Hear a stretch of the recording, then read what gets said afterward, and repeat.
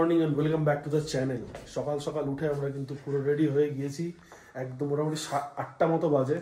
Luggage মোটামুটি packed, ওদের সবার প্যাকড হয়ে গেছে। এই যে দেখো মোটামুটি লাগেজ আমার প্যাকড। লন রাইডারের ব্যাগে আমার লাগেজ পুরো প্যাকড হয়ে গেছে। বলেই দিয়েছিলাম আমরা হোটেলে রাত্রেবেলা ঘুমানোর আগে আমাদেরকে একটু তাড়াতাড়ি দিয়ে দিতে চা ব্রেকফাস্ট। চা চলে এসছে, সাথে বিস্কুট। ঝটপট এইগুলো গোছাবো, গুছিয়ে ওপরে যাবো ব্রেকফাস্ট করতে। ব্রেকফাস্ট করে কিন্তু বেরিয়ে যাবো গ্যাংটক থেকে মালদা। গ্যাংটক থেকে মালদার ডিস্টেন্স হয়তো তোমরা সবাই জানো, মোটামুটি 380 কি 370 কিলোমিটার মতো হবে। টানা লং রাইড হবে। একটা ভালো একটা মোটো ব্লগ তোমাদেরকে উপহার দেওয়ার চেষ্টা করব। আর আজকে রোববার, রাস্তা আশা করি ফাঁকাই পাবো। ঝটপট এগুলো গোছাই, গুছিয়ে যাবে যাই ব্রেকফাস্ট করতে। চলে এসেছি আমরা ব্রেকফাস্ট টেবিলে। সাথে সুন্দর একটা গ্যাংটকের ভিউ হয়েছে। আর ব্রেকফাস্টে কি আছে দেখাচ্ছি। কিছু লোক খাচ্ছে হচ্ছে রুটি, অমলেট, তরকারি। আর এখানে আমরা নিয়েছি হচ্ছে পুরি সাথে অমলেট। আর এখানে রয়েছে সবজি। চলো যারা যারা খেয়েছে একটু বলো কেমন খেতে। হ্যাঁ, ব্রেকফাস্ট দারুন। কি দিদু ভালো খেতে। রানাদা বলো। চলো আমিও খাই। পুরিটা দেখে জাস্ট নিজেকে রেজিস্ট করা যাচ্ছে না। ওই যে দেখো পুরি, সবজিটাও কিন্তু খুব সুন্দর লাগছে, পাতলা করে করেছে। ওই যে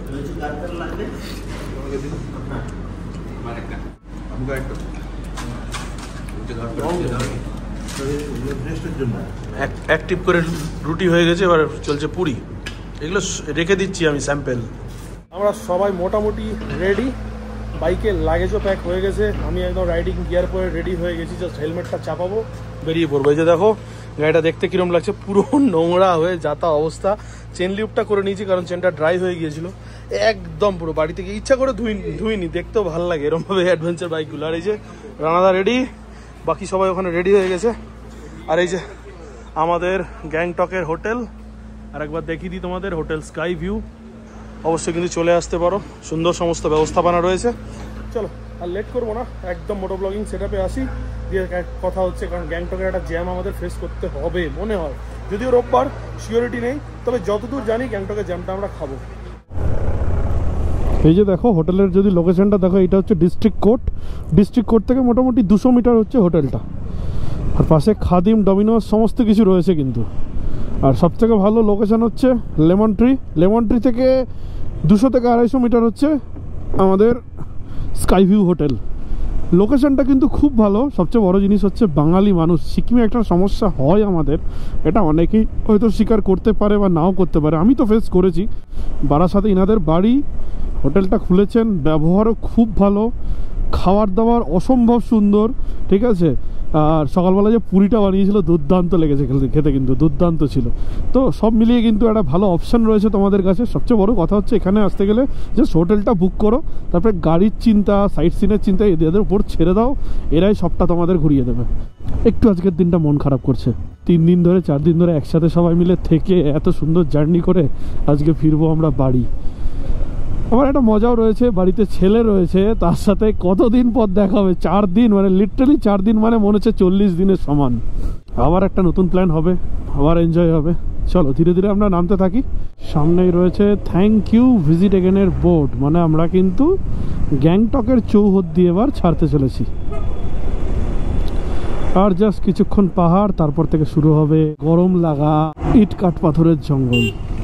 এই গ্যাংটকটা বেরোতেই মোটামুটি 1 ঘন্টা লেগে যায়। তাও তো আজকে রোববার বলে মনে হয় একটু কম রয়েছে। অন্যান্য দিন জাস্ট নেক্সট লেভেলের জ্যাম থাকে। সন্ধ্যের দিকে সব থেকে বেশি জ্যাম হয় এই গ্যাংটকটা ছাড়ার পর এই যে পাহাড়টা স্টার্ট হয় না, এই পাহাড়টাতে বাইক চালাতে দারুণ লাগে। কার্ভসগুলো জাস্ট এনজয় করি। রাস্তাটা একটু চওড়া হয়ে যায় আর কার্ভগুলো অসম্ভব সুন্দর লাগে। আর এইটুকুটা রাস্তা খালি থাকে কারণ রাস্তাটা চওড়া, তো ভিড় বা জ্যাম সেরম হয় না। I look out across the water, I smell the salt, I feel the breeze, but in my heart I hear the call. এখানে জাস্ট ফোনটাকে একটু কানেক্ট করতে দাঁড়িয়েছিলাম। ও ভাইয়া, হ্যাঁ क्या देखा था? वीडियो देखा था यूट्यूब में। High five. या কি ভালো লাগে বলো তো, খুব ভালো লাগে। আমি তো ভীষণ এনজয় করি। মোটামুটি কিন্তু আমরা গ্যাংটক ছেড়ে 20 কিলোমিটার মতো চলে এসেছি। ঘড়িতে টাইম এখন 10টা 40। চলো রাস্তা এখন মোটামুটি ফাঁকা পাচ্ছি। টানেলটা দেখো, এর আগে তো টানেলটা দেখেছি, বাট এলইডি দিয়ে সাজিয়ে কিন্তু দারুণ লাগছে দেখতে। পুরো আমাদের ইন্ডিয়ান ফ্ল্যাগের থিম করেছে, গ্রিন হোয়াইট, সামনে অরেঞ্জ।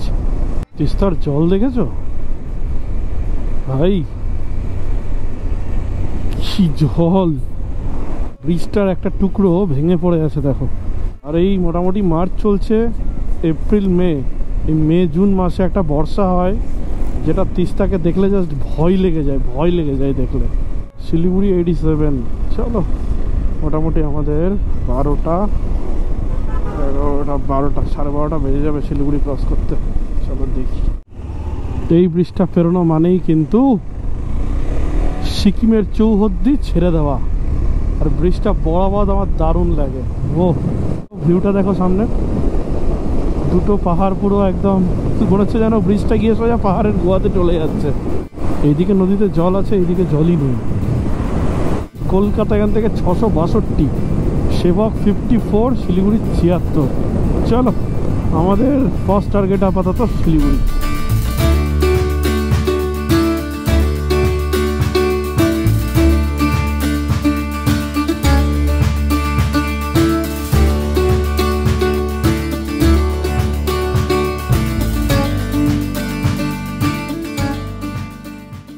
সিকিমের দিকের সব রাস্তার যেহেতু কাজ চলছে, দেখো কি অবস্থা, ধুলোটা শুধু দেখো। আর গরম জাস্ট মোটামুটি গ্যাংটক থেকে কত কিলোমিটার এসেছি, গ্যাংটক থেকে এসেছি মোটামুটি ধরো 50 কিলোমিটার। আর নেক্সট লেভেলের গরম, নেক্সট লেভেলের, মানে সহ্য করা যাচ্ছে না এক্ষুনি। আমি শুধু চিন্তা করছি যখন শিলিগুড়ি ক্রস করব বালাসনের ওপর দিয়ে, আর যদি জ্যামটা খাই, কি হারে গরম আর কি হারে ইরিটেশন লাগবে দেখো। এখানকার বাসগুলো ডেঞ্জার চালায়, এনবিএসটিসির বাসগুলো। এখান থেকে কিন্তু তিস্তার একটা চওড়া ভিউ পাওয়া যাচ্ছে। দেখো বাদিকে পুরো চর পড়ে রয়েছে। আর 1 মাস পর এসব কিচ্ছু দেখতে হবে না, এগুলো গোটাটা পুরো জল থই থই করবে। বাপরে, হোপ যেন এবছর কিচ্ছু না হয়। এই দেখো নদীতে রিভার রাফটিং করছে। ইস, জলটা শান্ত আছে দেখে করতেও ইচ্ছে করছে। আজকে জলটা কিন্তু খুব শান্ত আছে, মানে রিভার রাফটিং যারা করবে, নতুন নতুন যারা করবে অ্যাকচুয়ালি খুব মজা পাবে। কিন্তু এসব জায়গায় সব ছোটো ছোটো সেন্টারগুলো আছে, তোমরা এখান থেকে কানেক্ট করে রিভার রাফটিং, এটা খুব লং হয়, মোটামুটি মনে হয় 5 কিলোমিটার না 7 কিলোমিটার রিভার রাফটিং হয় এটা। এত রাইডিং গিয়ার ফিয়ার পরে করাও মুশকিল, খুলবো কোথায়, রেখে যাব কোথায়, তার ভিজলে তার আবার একটা সমস্যা। করতে খুব ভালো লাগে। এর আগে আমি 2বার করেছি রিভার রাফটিং। প্রথমবার তো যেবার করেছিলাম এই গ্রুপটা নিয়ে এসেই তখনই করেছিলাম, 15-16 জনের গ্রুপ এসেছিলো। সেবার আমাদের তিস্তা নদীতে ধাক্কা মেরে ফেলে দিয়েছিল। মানে ওদের একটা জায়গা থাকে যে ওই জায়গাটাতে তোমার সেরকম কোনো কারেন্ট থাকে না জলের, ওইসব জায়গায় ওরা জল থেকে ঝাঁপ মারতে বলে। এবার আমরা মারছিলাম না দেখেও ধাক্কা মেরেছিল। ব্লগটা এখনও চ্যানেলে রয়েছে, দেখতে পারো তোমরা। আমরা এন্টার করছি কিন্তু এখন তিস্তা ব্রিজ। আহা হা হা, হেলমেটের কাজটা একটু খুলি, সুন্দর একটা হাওয়া দেয় এখানে। তিস্তার জলটা দেখো, এখানে একটু দাঁড়িয়ে দেখাই তোমাদের, নিজেও দেখি। উড়িয়ে বাবা, দেখেই ভয় লাগছে। দেখো পুরো কাদা গোলা জল নামছে। রোদে পুড়তে পুড়তে আমরা এসে পৌঁছেছি করোনেশন। সামনেই পেয়ে যাবো এবার সেবকেশ্বরী কালী মন্দির। প্রচুর লোক পুজো দিচ্ছে, মাথা ঢাকাচ্ছে। আমরা এই দূর থেকে একটু মাথাটা নত করি, আমার সাথে সাথে তোমরাও করে নাও। এই যে মায়ের মন্দির, ঢুকছি কিন্তু সেবক। আর সেবকে অ্যাজ ইউজুয়াল একটু জ্যাম থাকেই। টাটা সেবক ব্রিজ, আবার আসবো। এইবার আমরা যেটা পাবো সেটা আজকের ট্রিপের লাস্ট সব থেকে সুন্দর রাস্তা পাবো হচ্ছে মহানন্দা ওয়াইল্ড লাইফ স্যাংচুয়ারি। দারুণ লাগে বাইক চালাতে, জাস্ট দারুণ।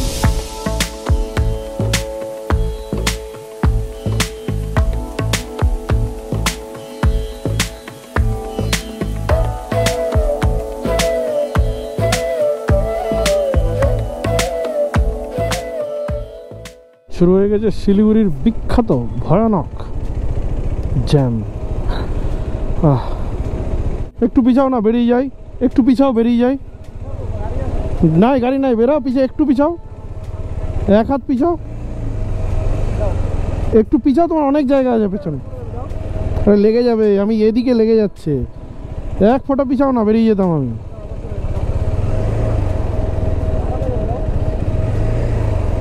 এইভাবে আমাদের বেরোতে হচ্ছে। চলো, বাপরে বিশাল বড় জ্যাম কাটালাম। ফার্স্ট কিন্তু ক্রস করছি এখন সিটি সেন্টার।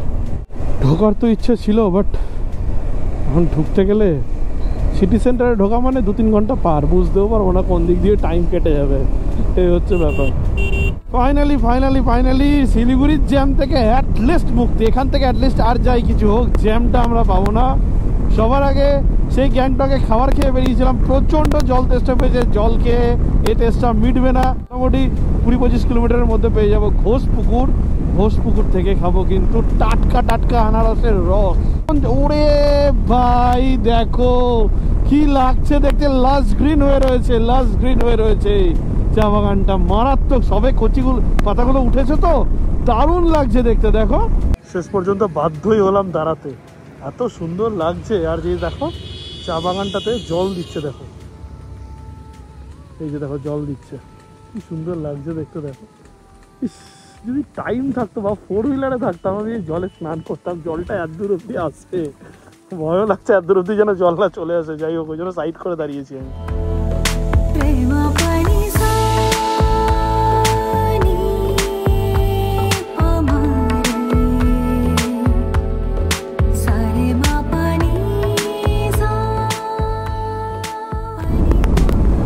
বলছিলাম ঘোষপুকুরে দাঁড়িয়ে একটু আনারস খাবো।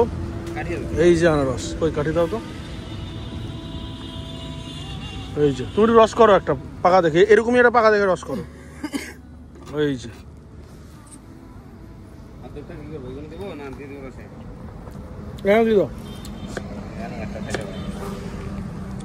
এত মিষ্টি খেতে আনারসটা, গরমের মধ্যে জাস্ট মনটা জুড়িয়ে গেল। কেটে খাবো, তারপর আবার 2-1 গ্লাস রসও খাবো। দুটো আনারস পরপর খেয়ে, একটা আনারসকে তো প্রথমে কেটে খেলাম, তারপরে একটা আনারসের রস খেলাম, খেয়ে দিয়ে বেরিয়ে পড়লাম। বিল দিলাম ওকে কত, 50 টাকা মতো। খুব সুন্দর টেস্ট ছিল কিন্তু আনারসটা। অ্যাকচুয়ালি এই সময় আনারস প্রচুর ওঠে তো, দারুণ পাওয়া যায়, দারুণ। এত মিষ্টি আনারসটা, মানে মনে হচ্ছে আরও 2-3 গ্লাস খাই। আজকে রোববার, গত সপ্তাহে রোববারের দিন ঠিক এই সময়, এই 5-10 মিনিট এদিক ওদিক হবে, আমরা 4 হুইলার নিয়ে ফিরছিলাম, আমি দার্জিলিং থেকে ফিরছিলাম। এই দোকানে দাঁড়িয়েই আমি মোটামুটি 4 গ্লাস রস খেয়েছি, 4 গ্লাস। তো আমরা লাঞ্চ করতে এসে দাঁড়িয়েছিলাম ইসলামপুরের গুপ্তা রেস্টুরেন্টে। মোটামুটি 2:30টার সময় চলে এসেছিলাম। ল্যাব খেতে এখন 4:15 বাজে। এই যে সব কটা ল্যাব খেয়ে গেছে, শরীরে কারণ এনার্জি নাই বাড়ি ফেরার। টাকা পয়সার হিসাবপত্র চলছে, জাস্ট এখান থেকে এখনই বেরোবো। খাবারটা দেখালাম না কারণ এত খিদে পেয়েছিল, ক্যামেরা বার করার এতটুকু ইচ্ছে ছিল না। সত্যি কথা বলছি, এতটুকু ইচ্ছে ছিল না ক্যামেরাটা বার করি। প্রচণ্ড খিদে পেয়েছিল, মাটন থালি খেলাম, মোটামুটি খাবার। মোটামুটি সবাই রেডি হয়ে গেছি, জাস্ট এই যে বেরোচ্ছে সবাই ইসলামপুর থেকে। এবার আর কোথাও দাঁড়ানোর প্ল্যান নেই, খুব একটা প্রবলেম বা অসুবিধে না হলে আর দাঁড়াবো না, কারণ আর ভাল লাগছে না। এই রাস্তাটা পুরো বোরিং রাস্তা। চলো,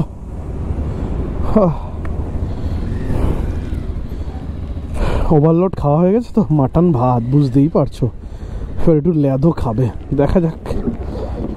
সবচেয়ে বেশি কি অসুবিধা করবে বলো তো? এই যে চোখের সামনে সূর্য মামা আছে, একদম ডাইরেক্ট চোখে পড়ছে। মোটামুটি আধা ঘন্টা থাকবে।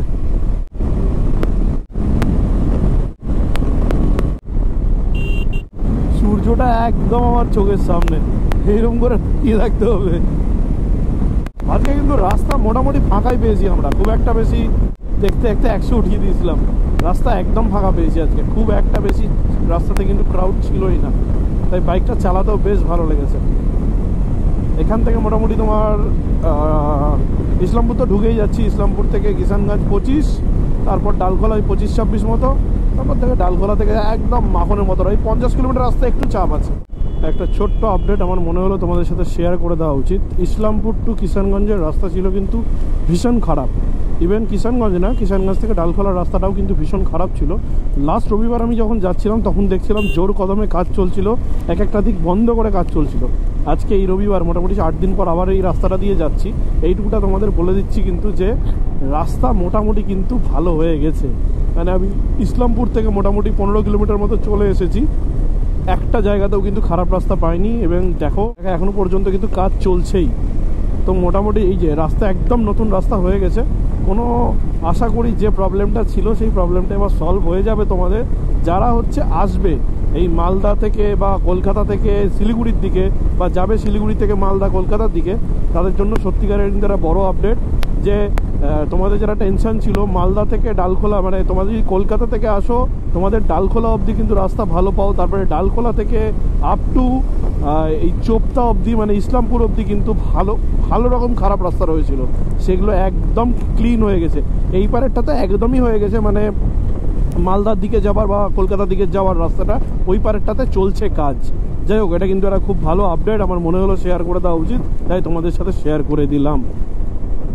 এটা কিন্তু বিগ আপডেট একটা, যে রাস্তাটাকে নিয়ে আমরা রাইডাররা, বিশেষ করে বাইকাররা প্লাস যারা 4 হুইলার নিয়ে এই রাস্তাটা দিয়ে যাবে আসবে, তাদের জন্য কিন্তু এটা খুব ভালো একটা খবর। এই রাস্তাটা আমাদের এই 60 কিলোমিটার রাস্তা কিন্তু অনেকখানি আমাদের স্পিডটা কমিয়ে দিত, যার জন্য আমাদের মানে অনেক দেরি হতো পৌঁছতে। এইবার তোমাদের জাস্ট এই রাস্তাটাও কিন্তু মাখনের মতো পেয়ে যাবে তোমরা। চলো, এই যে দেখো যেমন ওই পারটাতে মনে হয় এখন কাজ চলছে, তাই আমাদেরকে যেতে হবে কিন্তু এই পার দিয়ে। মানে ওইটুকুটা কাজ এখনো বাকি রয়েছে, সে কাজটা চলছে। সানসেট হচ্ছে, ঘড়ির কাঁটায় 5টা 10, আর আমরা কিন্তু ক্রস করছি, মানে চলে এসেছি কিষানগঞ্জ। এখান থেকে পাক্কা 25 কিলোমিটার হচ্ছে ডালখোলা, মানে আমাদের ডালখোলা ঢুকতে 5:30 বাজবে। এই যে দেখো ডালখোলা ঢোকার আগে রাস্তাটা কিন্তু আবার হয়ে গেছে খারাপ। ঘড়িতে টাইম এখন 5:40, আর আমরা কিন্তু পৌঁছে গেছি ডালখোলা। ঘড়িতে টাইম 6:15, আর আমরা কিন্তু এসে পৌঁছে গেছি রায়গঞ্জে এসে দাঁড়াতে হলো কেন দেখবে? কিচ্ছু দেখা যাচ্ছে না, দেখো পুরো পোকাই ছয়লাভ। যেটা করব সেটা হচ্ছে এখন টিস্যু দিয়ে এটাকে পরিষ্কার করতে হবে। আর এছাড়াও আমার যে ফগ লাইটটা রয়েছে, ফগ লাইটের মধ্যেও পুরো পোকা পড়ে গেছে, দেখো এই যে আলোটা এই জন্য ক্লিয়ার হচ্ছে না, ওই জন্য বাধ্য হয়ে দাঁড়ালাম।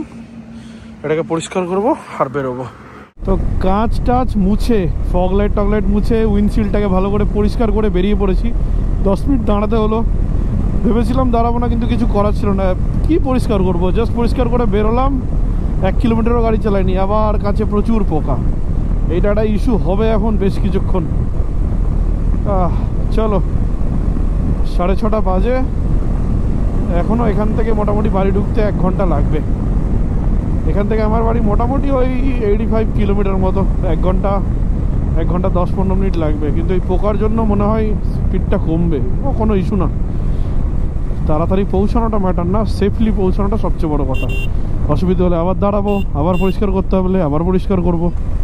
এটা তোমরাও করো, যখনই রাইডে বেরোবে দেখবে যদি কোনো রকম অসুবিধা হচ্ছে, ঘুম পাচ্ছে, হেলমেটের কাছে কিছু পড়েছে, সবসময় না সেটাকে প্লিজ ইগনোর করো না। ব্যাপারটা ক্লিয়ার করে দিয়ে তবেই কিন্তু বেরিয়েও। আবার ঘড়িতে টাইম এখন ঠিক 7:30, আর আমি জাস্ট পৌঁছালাম কিন্তু গাজল। এই জাস্ট গাজল টোলটা ক্রস করছি, এখান থেকে বাড়ি যেতে 20-25 মিনিট মতো লাগবে। কখন পৌঁছে যাই রাস্তায় দাঁড়াতে। অ্যাকচুয়ালি সবাই দাঁড়াচ্ছে তাই আমি দাঁড়াচ্ছি, নাহলে এত সময় আমার লাগে না জেনারেলি। যাই হোক, সুন্দর পৌঁছে গেছি গাজল অবধি। আমি তো মোটামুটি বেশ কিছুক্ষণ হলো মালদায় ঢুকে গেছি। রিয়ারা দাঁড়িয়ে আছে পার্কে, তো আমাকে বললো পার্ক হয়েই যাও। রাস্তা পথে যখন আমার পার্ক পড়ছেই, তাই ভাবলাম পার্ক হয়েই যাই। এইখানে আমার ছেলেটা খেলছে, একটু দেখে নি। খিলে হ্যাঁ পুপু পাপা পাপা কুতু আসো, তুমি বাড়ি আসো, খেলে আসো। হ্যাঁ পাপা, টাটা। অবাক হয়ে গেছিল ড্রেসটা দেখে। ঠিক আছে, টাটা। টাটা পাপা, টাটা টাটা টাটা। ঠিক আছে, খেলিয়ে নিয়ে আসো ওকে। ঠিক আছে, আসছি। আমাদের ছোটোবেলার বন্ধুদের এই গ্রুপ ট্রিপটা তোমাদের কেমন লাগলো কমেন্ট করে জানাতে কিন্তু একদম ভুলো না। হ্যাঁ, আমি মানছি, আমি স্বীকার করছি প্রচুর কিছু জিনিস কিন্তু আমি ব্লগে শেয়ার করতেই পারিনি, কারণ সত্যি কথা বলছি অন্যান্য ট্রিপের থেকে এই ট্রিপটা বরাবর আমার কাছে একদমই অন্যরকম। বন্ধু বান্ধব আড্ডা মারতে এতটাই মেতে গিয়েছিলাম, অনেক সময় এমন হয়েছে ব্লগটা করতেই ভুলে গিয়েছি। তার জন্য প্লিজ ক্ষমা করো। এই গ্রুপ ট্রিপ তোমাদের কেমন লাগলো কিন্তু কমেন্টে জানাতে একদম ভুলো না। ওয়েস্ট সিকিমের সিরিজটার মধ্যে 4খানা ভিডিও রয়েছে, প্রত্যেকটাই পারলে দেখো, প্রত্যেকটা ভিডিওর সাথে তারা নিজেদেরকে কানেক্টও করতে পারবে। তো দেখা হচ্ছে খুব তাড়াতাড়ি আর একটা নতুন অ্যাডভেঞ্চারাস ভিডিও নিয়ে। অলরেডি কিন্তু পরের ট্রিপের আমাদের প্ল্যান একদম রেডি, ফাটানো ট্রিপ হতে চলেছে পরের ট্রিপটা। তো তার জন্য ওয়েট করো, ধীরে ধীরে সমস্তটাই জানাবো তোমাদেরকে। তো ব্লগটা এখানে রাখছি, দেখা হচ্ছে খুব তাড়াতাড়ি নতুন ভিডিওতে।